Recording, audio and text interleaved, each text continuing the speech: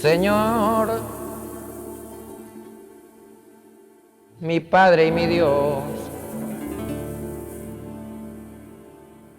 escúchame por favor, Rey Supremo de los cielos, hincado aquí de rodillas, me voy a quitar el velo, quiero seas mi defensor, para pedirle perdón a mi patria y a mi pueblo.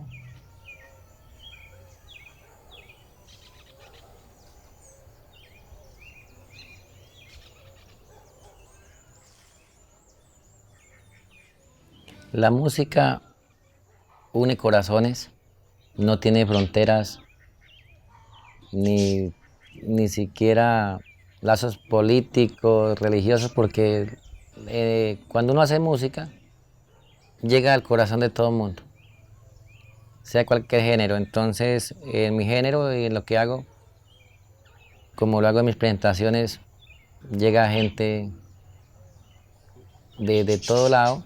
Entonces eso me ha hecho en olvidar de mi pasado y me anima al presente porque llego a cualquier lado, a cualquier persona con mis canciones y se olvida de un pasado que ya no vale la pena a veces ni nombrarlo y que no vamos a repetir. Mi nombre es Omar Sepúlveda García, nací en límite de Casanare, Boyacá, en una vereda que se llama Chaguazá, del municipio de Labranza Grande. Nuestra finca donde nací y me crié colindaba una parte del Casanare y otra parte de Boyacá. Allí nací y crecí hasta la edad de 16 años. Desde muy niño en la finca escuchamos las emisoras de Arauca, incluso una emisora aquí del Meta. Entonces uno escuchaba la radio y me pareció muy bonito la música llanera porque un 90% de la música, los mensajes son bonitos, de vivencias, o uno le canta a la mujer, al amor, o a un caballo, a la vaca. Me gustó una música muy sana y me fue gustando. Y yo dije, quiero cantar. Y quiero ser músico, pero no pensé, la verdad, no me lo esperé jamás que mis canciones llegaran a sonar en emisoras, más que todo en Arauca, en Casanare, que de repente en la emisora de la Gobernación o en La Voz de Sinaruco o en las emisoras más nombradas de esos departamentos salga una canción de Omar Sepúlveda. Ya viene aclarando el día y yo hincado en esta banca. Prácticamente yo grabé por hobby, traía el proyecto, pero estando aquí en el 2016, enero, mi mamá me celebró los cumpleaños. Me trajo un grupo de música llanera, entonces dijeron, la recocha, que cante el cumpleañero, que cante. Y yo canté y cuando me dijo, no, joder, usted está cantando mejor que los que vienen ahí. Yo pues me las creí. A divertirme con ustedes, oyendo y echando vainas, escucho un grito llanero y les gasto la otra tanda. Aquí ninguno es gotera, hasta el cantinero gas. Y así me fui metiendo a la música y pues hoy en día ya he grabado más de 32 canciones, de las cuales 26 canciones son letras mías. Y ahí voy con la carrera. Volumen para esa música que suene duro, pa' que escuchen el que canta. Repitan ese pasaje que me dieron ganas de tomarme un caña blanca, que me ha llegado un recuerdo de esos bonitos de mi época de infancia, donde la alegría y tristeza hacen una remembranza. Ahí no existe ni el color político, porque si es derecha, izquierda, centro derecha o el que sea, cuando uno parrando la gente se divierte o la gente escucha las canciones. Y más que yo escribo canciones, he tratado de escribir que lleguen al corazón de las personas, de vivencias. Se ponga buena, le voy poniendo mi marca. Pero para uno sí, de verdad que le da uno muy duro. Yo hace 2 años lloré porque yo pasé mi hoja de vida.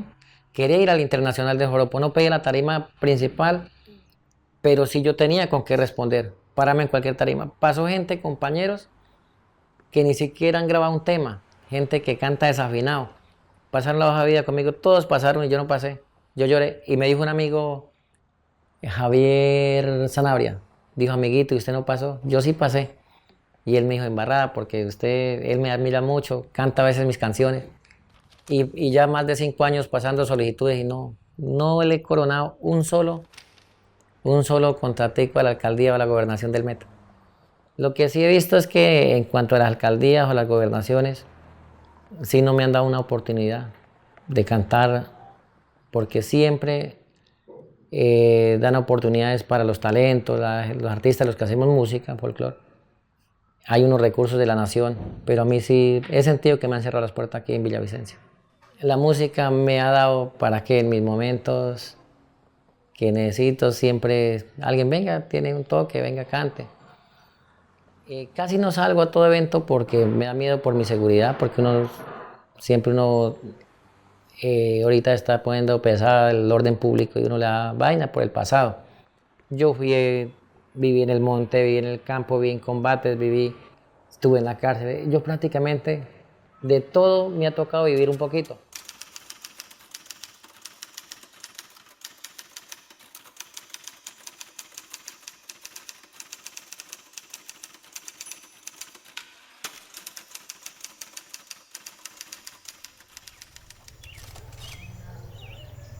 Bueno, en la región donde yo nací es una región que fue muy transitada por los grupos al margen de la ley del ELN. Desde que nací ya estaba la presencia de ellos por allá. Una zona totalmente abandonada por el Estado, no había presencia militar. En el 19 de marzo de 1996, por primera vez conocí el ejército que se acercó a la finca. En ese momento hacía parte esas unidades del grupo Guías de Casanare, del Ejército Nacional. Me llevaron a que le indicara un camino hacia la vereda, hacia la escuela, y de repente pues hubo combates con la guerrilla. Yo ese día me llevé un susto el berraco, yo era menor de edad, nunca había visto ni el ejército y nunca había escuchado sonar un disparo. Dándose ese caso, un coronel para entonces de que haya parte de la brigada 16 en Yopal, coronel Villamizar y el mayor Gustavo Avendaño del B2 del ejército de Yopal, dijeron que no podían dejar a ese muchacho allá porque la guerrilla lo iba a matar. Más que en ese entonces la guerrilla nos empezaba a hablar a las comunidades de que eran la gente que iban a estar en la zona, prácticamente como para que uno les colaborara. Pero nosotros pues habíamos dedicado a nuestra finca y ya con ese problema de uno ver estaba al lado del ejército, indirectamente o directamente, no sé cómo ocurrió, ellos tomaron la decisión de que me fuera para Yopal. Me llevaron en un helicóptero. Yo tuve que abandonar desde ese día a mi familia, nunca me había separado de mi papá, mi mamá. Entonces a finales del 96 estaban los grupos de Renacer Limitada o las llamadas Convivir, no sé si la han escuchado. El comandante ese entonces de las Convivir era Orlando Mesa, alias Diego. Me llevaron donde Diego y Carlos Alberto Torres para ingresar al grupo porque ellos no me podían tener en el ejército porque yo era menor de edad. Y ellos ya querían no, pues qué hacían conmigo y yo no hacía parte a la institución, ni tampoco ni había hecho parte de ningún grupo armado ni nada. Entonces a mí me llevaron cerca de Yopal desde ese entonces, desde septiembre de 1996. Nos dieron una camisa azul, jean, una gorra negra con una R roja que significaba Renacer Limitada. Andábamos de a caballo aproximadamente 5 a 8 hombres con fusil. Y ahí empecé las andanzas hasta que después acabaron las Convivir y ya todos se integraron al grupo de autodefensas, que eran las autodefensas del norte del Casanare, comandadas por alias Diego y alias Iván. Y desde ahí en adelante ya En febrero nos dieron reentrenamiento en la Chapa Casanare. De ahí para adelante ya hice parte de las autodefensas.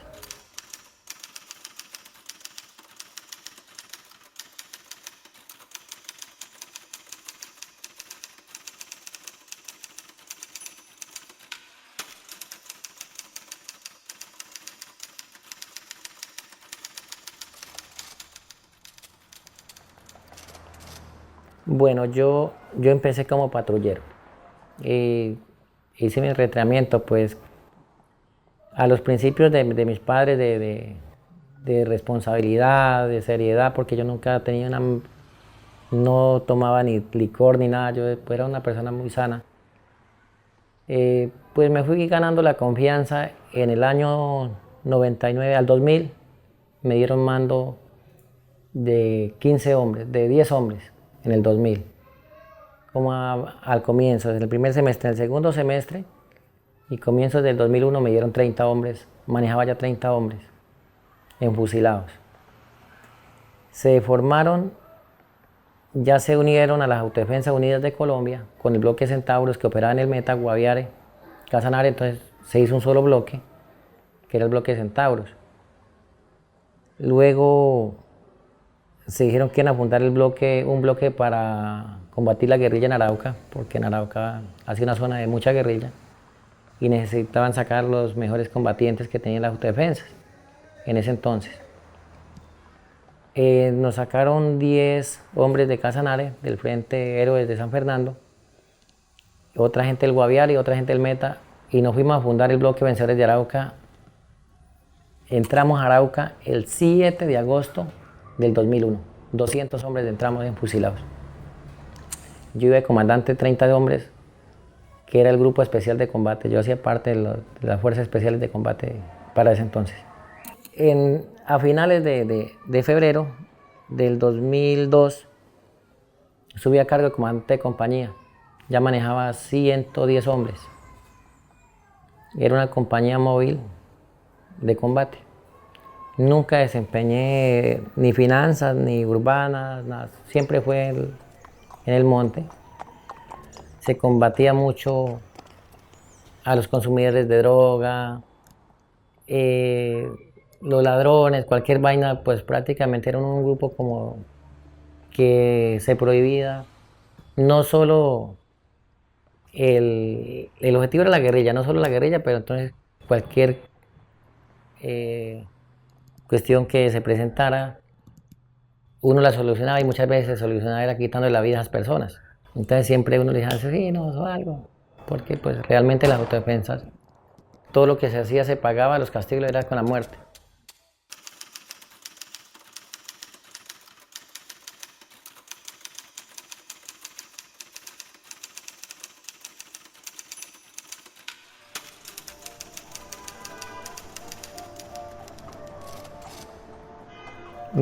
Me desmovilicé en Casanare voluntariamente con el bloque Centauros el 3 de septiembre del 2005. Nos desmovilizamos colectivamente. Nos dijeron que nos daban muchas oportunidades para estudiar, para trabajar, para traer empresas o algo. Pero de momento yo empecé mi vida normal, porque doy gracias a Dios desde ese momento y lo puedo públicamente donde sea. Nunca, desde el día que me quité el uniforme, el fusil, nunca volví a usar un arma. Nunca he tenido un problema con alguien física o verbalmente. O sea, yo seguí mi vida normal. Pude recuperar otra vez, quería recuperar mi familia. Pero de repente me llegó una orden de captura así en el año 2007, el 18 de mayo. Yo estaba trabajando en un asadero en Bogotá. Me capturaron. Para mí fue una sorpresa porque yo ya no estoy delinquiendo, no estoy nada, y me capturaron como una captura común y corriente, como un bandido, ya después de 2 años desmovilizado. Me llevaron para la cárcel Modelo. En la cárcel Modelo llegaron la cuestión de la ley 975, Justicia y Paz, que no sé si la han escuchado. Entramos a esa ley, nos sacaron a unos patios especiales, pero dentro de la cárcel, en el 2008. Nos llevaron para Ibagué, de Ibagué nos trasladaron a la cárcel de Espinal. Difícil porque uno se preguntaba, yo puse todo de mi parte para lo de la desmovilización y pensaba que de una vez después que me desmovilizara pues ya podía ejercer una vida normal, volver a recuperar mi familia. Todo ese tiempo perdido porque en realidad los que más sufren a uno es la mamá por uno y de repente yo viajaba una niña de 3 años, de 2 años y pues caí en la cárcel y ya tuvo que crecer sola. Y una ley que a pesar que hemos puesto de todo, esclareciendo la verdad, reparando, no nos han definido nada, nunca nos definieron nada, nunca nos habían definido nada. Tuve que pagar 9 años, 2 meses, 5 días.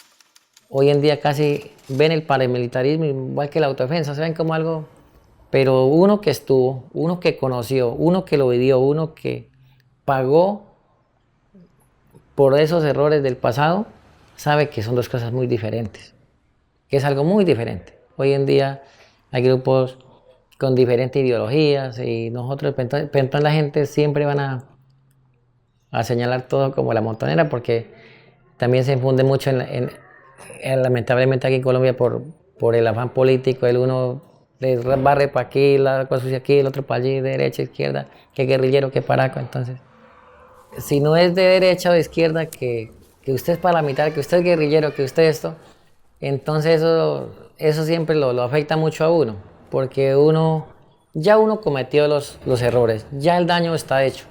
O sea, yo me enfoco más en lo que estoy haciendo porque siempre donde llego, yo voy a Casanares, yo voy a cualquier lado y la gente me recibe bien. Me recibe bien. Muchas gracias. Nadie puede justificar que es que mi lucha revolucionaria o mi lucha de defensa es buena, que le hacemos el bien al país, ¿no? Todo hacemos daño en el momento. ¿Cómo crecen los grupos? Tienen que haber muertos, tienen que haber secuestros, tienen que haber extorsiones, de todo. Entonces las víctimas, sea de guerrilla o víctimas de la autodefensa, siempre lo van a ver uno pues con desolación, a veces algunas personas con rabia o algo porque ha dejado alguna secuela, ¿verdad?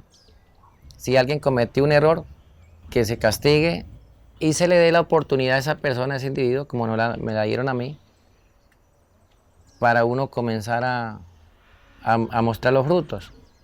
Estamos en un proceso, pero aquí están los frutos, que benditos a Dios, como ustedes lo pueden ver yo.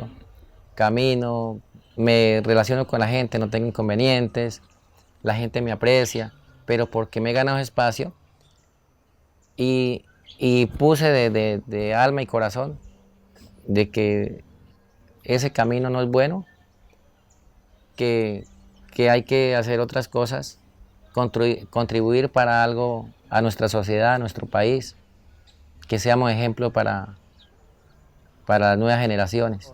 Yo aspiro que algún día un departamento, un municipio, o lo que tiene que ver con cultura me dijeran, no joda, llamemos a Omar Sepúlveda a participar de un evento, porque él es un artista, pero a veces uno le hace falta todo eso, y eso ayuda a construir la paz.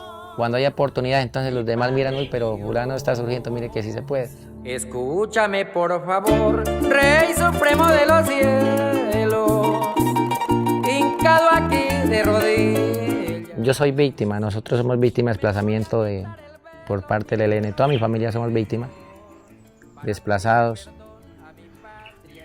Y después ser victimario, cuando ya estaba en el proceso de justicia y paz, que uno se dio cuenta que esto era malo, que todo lo que se hacía, ver víctimas reclamando a sus seres queridos, ver otros que mire que a mí me extorsionaron, que a mí me robaron, que a mí esto. Todo eso atrajo a que haya una reflexión y llegó la canción. de cada momento vivido, de cada persona. Entonces escribí esta canción en el año 2009 en Bogotá, en la cárcel Modelo. Perdón. Sufre la madre y el padre, también sufren los abuelos. Allí sufre todo mundo en este conflicto interno. La presenté en el proyecto musical para pedir mi sustitución de medida de aseguramiento. Me contactaron que había un firmante de paz desmovilizado de la FARC, del Frente Décimo, que canta música llanera. Entonces, que si podíamos sacar una canción, y yo tengo la canción, vamos a hacer un dúo.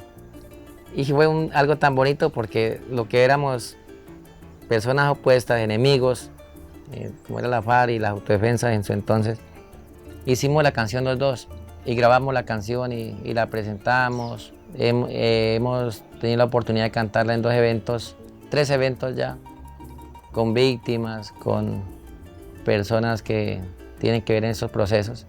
Y ya gusta mucho la canción. Para mí es como algo sagrado para las víctimas, porque es un mensaje a ellos.